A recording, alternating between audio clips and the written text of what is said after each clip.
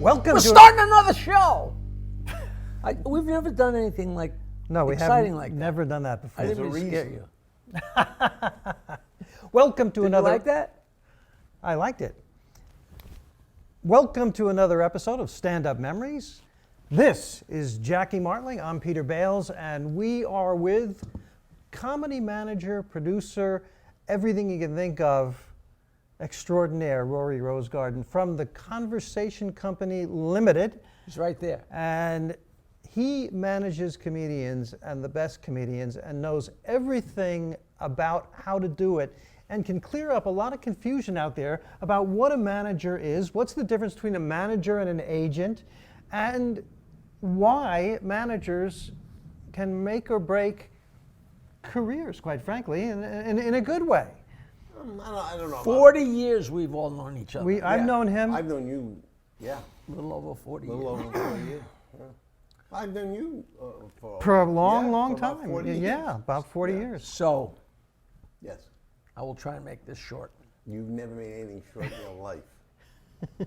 I started booking, my future ex-wife and I started booking Governor's Comedy Shop when it began in September of 1981. And I booked the shows, I hosted all the shows, and I was allowed to go on the road 1 week a month, but I hosted all 4 shows, all weekends. And we had me and 4 comedians. And you'd book them in advance. And in those days, there was no place to work. You know, there was the East Side Comedy Club. I don't even know if Chuckles existed yet. It might have. Yeah. And there was the brokerage, but there was just virtually no place to work. And the comics wanted to work so badly, so you could book way in advance. So I had my book, my calendar, and I had Governors booked 3 months out at least. And one day they said, we don't want 4 comedians every week. We want 3 comedians every week. And I got these all booked. So I had to, like a surgeon, go in and extract and make that phone call and cancel your weekend, cancel your weekend. It was Sophie's choice, because most of the guys, we all knew each other, we were all friends. And one of the weekends, I had 2 guitar playing comics. So I had to cancel one. And I called one of them, and he was pissed. And I said, this is nothing personal. It's completely out of my hands. They cut me back from 4 comics to 3. I have to cancel 1 person, and there are 2 guitar playing comedians on the show, and I have to cancel you. And the guy was upset, and I tried to talk him down as much as I could. What could I do? Plus, I didn't really know him. I knew most of the guys I booked, but this guy I didn't really know. He had called me for a gig. At the time, just right about then I got to know you, but I didn't know a lot about you. And years later, I found out when I looked, because there would have been no reason for me to really check up and look, but maybe I knew it, but maybe it escaped me. My band did a song called The Pot Song in the 70s, and we recorded a 45 RPM single, and at the very end of the single, for no apparent reason, we go, and we do the Looney Tunes thing, and then that's all, folks. Cut to 1990, me and my wife make a CD called the Off Our Rockers Holiday Sampler. It had 1 Christmas song, and one of the songs on the CD was the Pot Song. With that, I got a cease and desist letter from Warner Chappell saying it has come to our attention that you are using our, whatever it's called, our, not handicap, what's it called, our copyright to the tune, the copyright is Merrily We Roll Along, that was written by Eddie Cantor, and we own it, and you are to cease and desist and send us whatever royalties, blah, blah, blah, blah. And I look, and the guy who wrote the letter and started my problem was this guy, Brian Gary. And it turned out that Rory had produced a musical. one-man show. No, a full-blown musical called Late Night Comic, written by Brian Written Gary. by and Brian me. Gary. Yeah. And this guy. Meanwhile, what's great about the story is we sold 12 of those Yeah, CDs. yeah. I mean, they must have thought we're on the Howard Stern show, everything turns to $1 billion. No money at all. I actually had to go in and remaster it and chop out the Merrily We Roll Along part. And then a year later, I met a guy named Lee Newman, who was also the grandson of Eddie Cantor, and he works with Warner Chappell because his grandfather did Sunny Side of the Street and all these great songs. He said it would have been no problem, but it had already been through all the changes. But what is- And then Brian Gary was his cousin. know, it's So the funny. whole small world. How does that connect up to all the acts that you had to cut from the 4-person show to the 3-person show? Because he was one of the guys. He was. Oh. He was There that. you go. I didn't. I thought that was good. No, He there's a- was the guitar player who I have to say, canceled. I have to say that is the most boring story I've ever heard. It is so interesting. I bet you if you called him right now, he'd still be pissed. If he's still alive. The only saving grace and I hope is he's not. Rory used to handle Eddie Cantor. You're Yeah, lucky. right. We have a connection I'm old there. enough, yeah. Yeah, he's old enough. Yeah. I love it. This is so great. I mean, I got to ask you, Yes. was he a good guy? He was fine. He was fine. He wasn't a good guy. My friend we're Lee said getting he gets personal along here. with none of the family. Yeah, he was fine. I want to mention one of Rory's clients. Everybody watching or listening, I bet there's someone in your life that you got to call, you want to have lunch, you want to hang out, you want to catch up. And for me, that person is Joe Bolster. And a friend back in the day, we've been through the trenches together, longtime client of yours and friend. Yes. Can you free associate on the subject of Joe Bolster? I see him on Facebook. He's coaching a girls' track team. Yes, track he team. loved track. He Yes, used to make me yes. run in He Riverside was a Park. long distance runner. He yes. was. Yes. He was. First of all, he is, I would easily say, the smartest guy I've met ever. I never saw a guy who knows so much about so much, and it's all correct and all accurate. He is a 45 singles, forget it. Yep. He knows every A side, B side, who sang it. Didn't he go to Yale or He went. No, Denison. Princeton? Denison. Denison Denison, University. yes. His father was involved with Princeton. He Okay, worked at okay, Princeton, that's yeah. He was a great comedian. He's a great guy, funny, very sweet guy too. Really Absolutely. sweet. Joe Bolster, So Google just- him. He's Yes, tremendous. yes, tremendous. He's A absolutely A couple of weeks tremendous. ago, I told him a story. In the very beginning, not this, you heard this already, but in the very beginning, it was the Wild West comedy. And Jim Balatzos booked Yes, me Balatzos. and Paul Reiser and Joe Bolster Yep. to do a show Yep.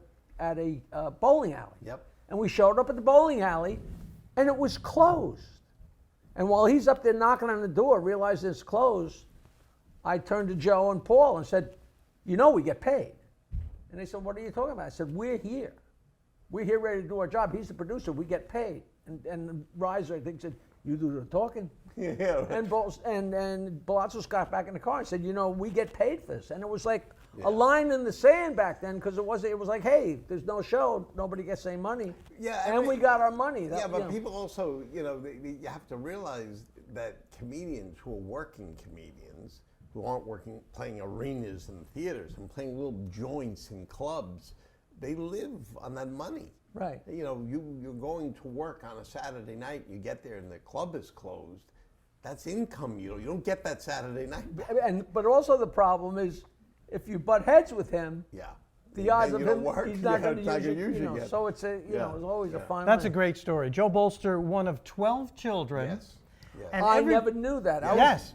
The Everybody's oldest of 12. the oldest of 12, and you're formed by your upbringing, of course. Yes.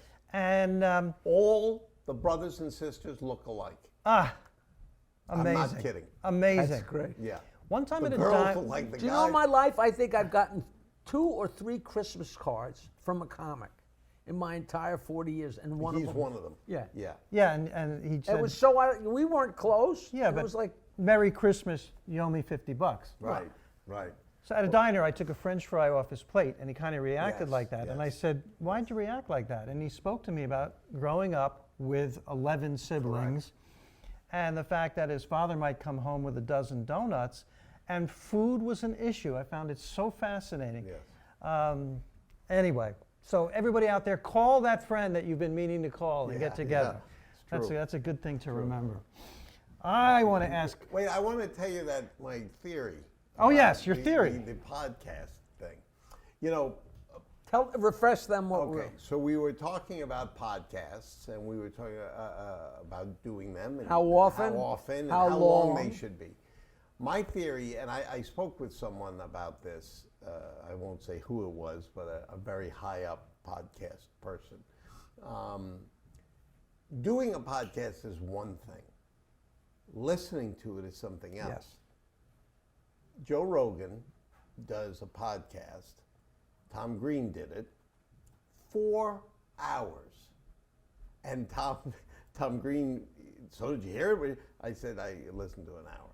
I don't have 4 hours to give to Right. a podcast. And But who does? Therein lies the rub, my opinion. Podcasts shouldn't be longer than 15, 20 minutes. Here, Because here. The average guy can't listen longer than 15 to 20 minutes. So when they do a podcast that's 90 minutes, what listener has 90 minutes to listen to a podcast? And if you want more, you listen to another. Correct, Just like the correct, cable shows. correct. They're making them shorter and shorter. Correct. All of a sudden it's over and it Correct. says next one starts in 3 seconds, 2 seconds. Correct. You stay right Exactly. there. Exactly. That's a challenge when one of Jackie's stories is 37 minutes. Unless That's it's a a great short one like the Brian Gary show. That's a short story. That's a short Yeah. story. Yeah. I love it. You know that'll come back at you. It will. There's okay. plenty of time, and it'll come back to me in spades, Yeah. by the way. You know, speaking of going on and on, they asked me to do something here, and this place is great. You haven't seen the green room probably No. yet. I mean, it's just this great guy, Mike Cave, made himself some money, and he always wanted a media company. Now he's got this media company, and they wanted me to do something. They do a podcast. I said, all right, and I'm not going to sit there and say, hey, how you doing? You know, it's me. I'd love to get Peter to be my first guest and talk to him. It'd be interesting. Be great. And we sat there and I said, we should do this. We did 20 shows before we had a guest. And then you're the third guest. So I'm very talk honored. about going on and on, you know, but it could, and we've fallen more into the, you know, he's smarter and smarter and I'm more and more of a jerk. And that's, I guess, how these things, you always wonder, like Isn't when it Abbott great- isn't it met great? Costello. Wait a second. Isn't it great in your life that you've contributed to comedy and you finally hit the peak where you're the biggest jerk? I'll take it. I'll take it. That's a compliment, by the way. Yes, it is. Absolutely. But how do they, like, Abbott meets Costello? It's know. like, you're going to be the little stupid one. You know, it's and I'm gonna be- amazing. People don't know. I'm breaking the bank right now. I'm telling you. This is one of the sweetest, nicest guys. Lovely, caring. Abbott or Costello? You asshole. You don't curse on my show. I'm sorry, It's I said Peter's asshole. show. He cursed on Peter's show. Yeah. That's very nice to say. And Rory, Yes. you'll agree with this. People who know Jackie from Howard Stern and from his live shows, the best joke teller on the planet. The best. This is showing a new side of Jackie, this podcast. Absolutely. Yes. Then why you act like I'm a jerk? 'Cause Well, you are. You are. Thank you. He but said it first. We've had so much fun. I mean, we just go on and on and on, you know. But you do find 40 minutes, 60 minutes, 20 minutes is a sweet spot. You can stop and start off. I agree with you. That's the sweet you spot. just reset. It's also, again, if you go back to what we've been talking about in the past, it's hard to be funny and it's hard to be good. And it always made me crazy that you had to fill time. Yes. Comedians can't just fill time. They can be humorous, they can be funny, but their material is so carefully crafted. A guy runs out. It happens. You know, you could be funny and et cetera, but being interesting is a whole nother, you know.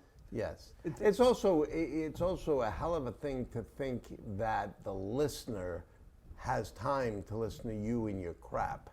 Like they want to hear. You really want a listener that that has an hour to listen to you? No. I want a guy that can only handle 20 minutes because he's got to get somewhere. And but there lies the rub, because I'm not trying to chase you. with the podcast, it's still business. The longer it's on, the more commercials get sold, the more spot. You know, we get that.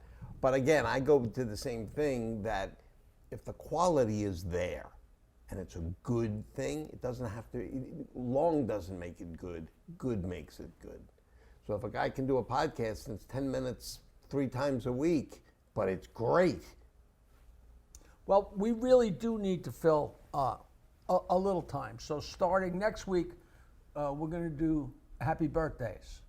I have something. Because the highlight of my life was when I was like 6 years old, and the merry mailman said, "Happy birthday, Jackie." And You were never 6 years old. And never dawned on me, there were probably 80 Jackies. And some of you might remember the magic mirror on Romper Room. That's the same thing that Jackie's talking about. Yeah. Now, we have a lot of comedians who I'm watch. going to admit that was after my time. That was after. Romper Room was after his time.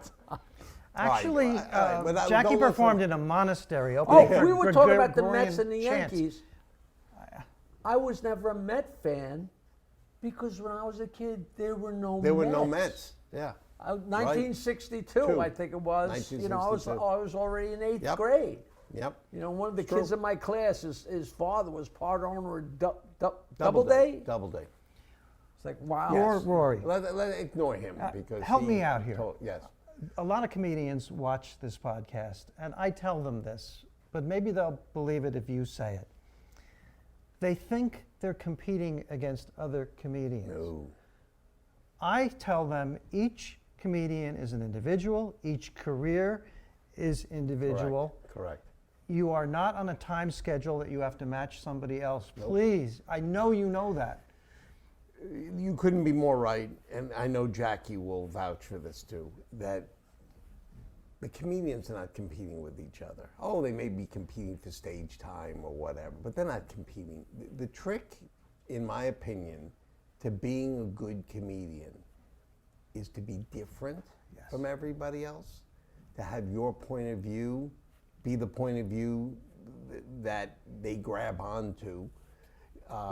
There were comedians, when I started out, comedians literally were ripping off other comedians and doing their material. All right, anybody can do a joke. I could do one of Jackie's jokes, but I'm not Jackie. I can't do it like Jackie with the spirit of Jackie because I'm not that person. Right. So to be a good comedian, you have to do what makes you funny, what makes you laugh. That's what makes the comedy work. It makes it special. Makes it special, makes it work. And no, you're not competing with other comedians. Be true to yourself. Yes. You know, something in the very beginning, well, the beginning of what's relative to me or whatever, like 1979 or something, I wasn't in the city a lot, but there was so much of that accusations that you stole my bit. Right. You stole my bit. And somebody say, you stole my Star Wars bit. And it's like, if 30 people watch Star Wars that are comedians, you're going to get X amount of... Well, it's called parallel development. Parallel development. Yeah. But people were all up each other's noses about this. And I actually wrote a letter and they posted it on the board at the Improv because I said, there's so much stuff that's been around forever. And speaking of Eddie Cantor, he was a comic, and all of a sudden they gave him a radio show. Right. And after 2 weeks, he was out of stuff. So we got writers, and the writers went and got old joke books and took jokes and made them fit Eddie Cantor. So that anybody could do that. So but the point is that everything's been done, so things are special. And I said, I was at a show once, and I'm not going to say it was, but a guy got up and just told an old joke.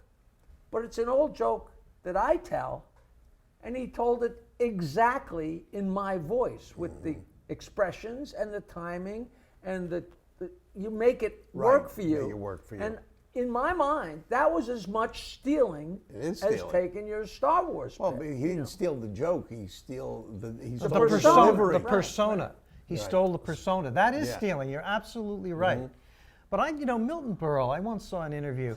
How do you get started in comedy? He said, just steal some jokes and get going. He was wrong about that. He was really, truly a miserable guy. He was the king of comedy. Ask him.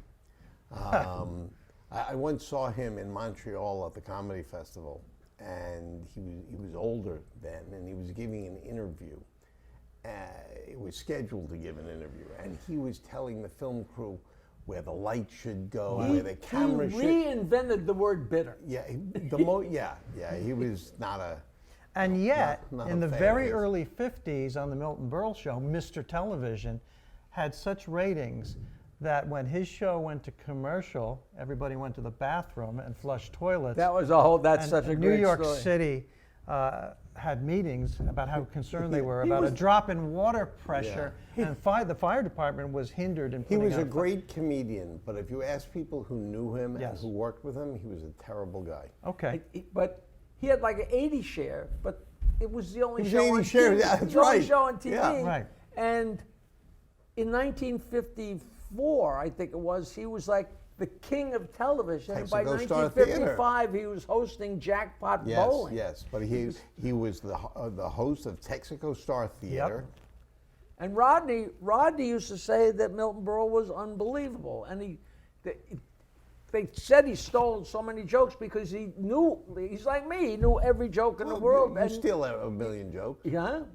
Yeah. All of a sudden he's deaf. Now we can't hear. No. Like he just knew them and just rattled them. But Rodney said he was so great. And I don't. Aside from seeing him dressed up as a woman, he did a show in Catskills when we were up there with the Stern Show, and it was Milton Berle and Henny Youngman. And I remember because they came out at one point with bandanas and pigtails, and they were both Willie Nelson. And it was so. But he was supposed to be the quickest guy in the world, and he got heckled a few times. And he couldn't deal, like a comic that's been out of 6 months could have handled a heckler better than he did. Well, I'll point out something. This is a manager thing. It's a personal thing. I don't believe in being funny at all costs, meaning the audience, you're hysterical, but you're a prick. I have a very hard time with that. I think that comedians who are generally good guys, it comes through. I think. What I'm saying is what he did to calm the heckler down was mean. Well, whatever he said was mean. Correct. Now, in fairness to him, there is no place in the world for a heckler. No, there is not. And he's older, and if he hadn't garnered respect, especially in the Catskills. It's very disrespectful, and the guy sitting to the right and the left, he didn't pay to hear this idiot who's drunk. Right. But two different kinds of hecklers. The hostile one, no excuse. But if a comedian is working in the audience, byplay is fine, and it's going somewhere, and fine. I'm talking about a drunk, or a guy who doesn't like you, doesn't like your politics. That changes the flavor of the room. Yes, look, comedy has changed drastically, and it breaks my heart a little bit because comedy is fun. It's fun. Did you ever think you'd live in a time where Don Rickles couldn't work? Think about that for a minute. how crazy that is. Now, the one thing about Don Rickles, who was one of the best and really funny, he would, at the end of his show, the last 5 minutes of the show, Yes. very sincerely say, look, Yes. I'm making fun of everybody. I'm Jewish, you're not. We laugh, it doesn't matter. Yeah, You're he black. sang a I'm song, white. I'm a nice Yes, guy. and the audience loved it. They loved it. Now, it's become a political thing. Yeah. Being a comedian, it's a political thing. Who cares? You can't Right. laugh at yourself That- now? you know- There's no more laughing at yourself. You have to get offended at a comedy show? That's all Agree. That's where I Agree. come from. Agree totally. Times change, not always for the best. Yes. And this Yes. has been. I hope you have been watching and listening to the wisdom of Rory Rosegarten, who's seen it all. So honored to Sadly. have you on the show. You are Thank you. terrific. Thanks for having Always me. have been. Thank you. And Jackie, I have not cleared this with management, but we might just stop the cameras and then roll another one. well, that would be pretty exciting. I have an ad lib from about 10 minutes ago, but you know it's hard on this show. Throw it in. He said Milton Berle was getting an 80% share on this big show in the early 50s. What Milton Berle would never tell you is that the 20% share was the test pattern. Yeah. But which is true. It's crazy. What a great ad lib 10 minutes ago. Thank you for indulging No, me. that's great. Again, thank you, Rory Thank you. Rosegarten, The Conversation Company Limited. And check out their roster. It's everybody, boy. As opposed to Stand-Up Memories Stand-Up Memories. Unlimited. Unlimited. We are Stand-Up Memories. And check us out at standupmemories.com. You already know that if you're watching. Jackie I haven't Martling. told Peter, but next week's guest is Barack Obama, which is not bad. It's funny. Not bad. All right, we're I trying. have a joke. I heard a new joke, and I'm scared to ask my friend where he got it because I don't want it to be something that I shouldn't tell. The bartender says, "I'm sorry, we don't serve time travelers." A time traveler walks into a bar. We will see you next time. Hey, a new episode of Stand-Up Memories every Wednesday. How exciting is that? Starring me, Peter Bales, and right here, Jackie the Joke Man Martling. Please follow us on social media. Search it out. What is it? Me space? MySpace, Your space? TikTok, Instagram, Facebook. Doodah, doodah.